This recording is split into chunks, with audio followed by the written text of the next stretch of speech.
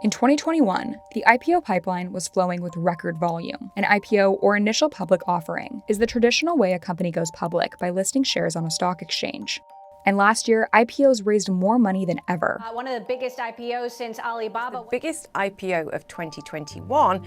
But by December, a broad sell-off in high-growth stocks led to 2/3 of those in the US trading below their IPO price. And now, the IPO pipeline is seemingly frozen. We haven't seen this slow a year in terms of money raised since at least 2009.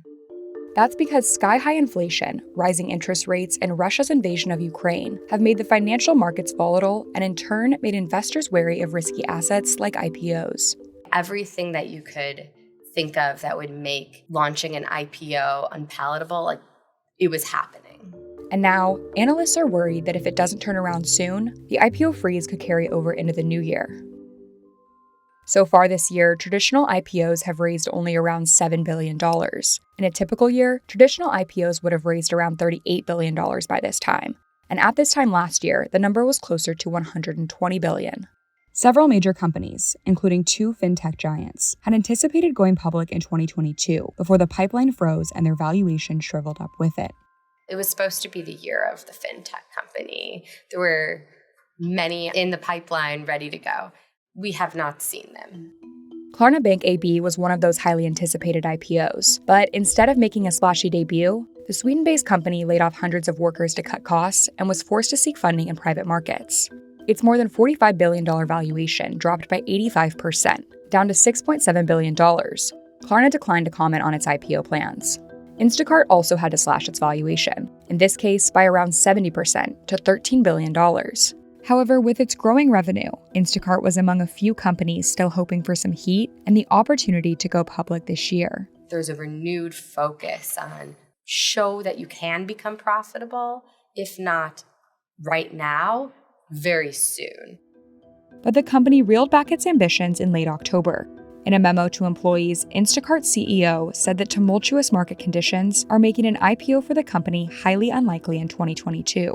But one area that has broken through the ice this year is spin-offs. This is when a larger company separates one of its subsidiaries or branches into a separate public company. Intel's self-driving car unit Mobileye is one of those IPOs expected to come through. After purchasing the unit for around $15 billion, Intel was expecting a Mobileye valuation near $50 billion last year.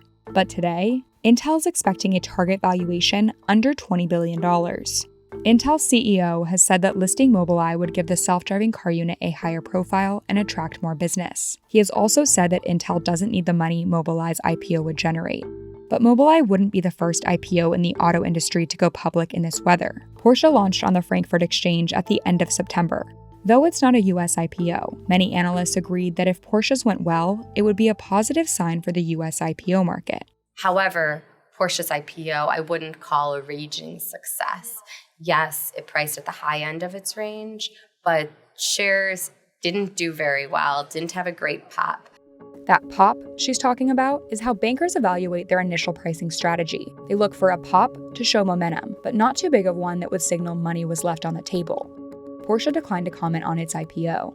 The joke is how you price an IPO. It's an art, not a science, as they say. You want to see shares go up. Maybe not. You definitely don't want to see them double the first day, but you want to see them rise. Now, investors will look for green shoots, signals that the market is warming up. However, the indicators of today may look different than recent years. In 2020, 2021, you could go to market with a dream and a vision of how you were going to make money and how you were going to grow so fast. That isn't going to cut it in 2022 and 2023, or at least doesn't look like it will cut it.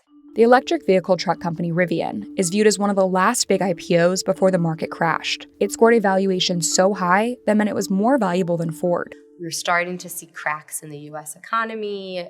Remember, just a couple weeks after Rivian, that's when the stock market started really shifting and selling down a lot. Rivian's stock price has since come down. The company was hit with a lawsuit for allegedly misleading investors about electric vehicle prices, and recently it recalled around 13,000 vehicles for loose fasteners. Rivian did not respond to a request for comment. Historically, IPOs are viewed as one of the riskiest asset classes. Because you're investing in a brand new company, few have a history of profits. However, a flowing IPO pipeline means companies are raising more money, which can lead to more hiring, investing in tech, and employees finally getting to cash in on their stock options. So what would it take to thaw the IPO pipeline? Success begets success.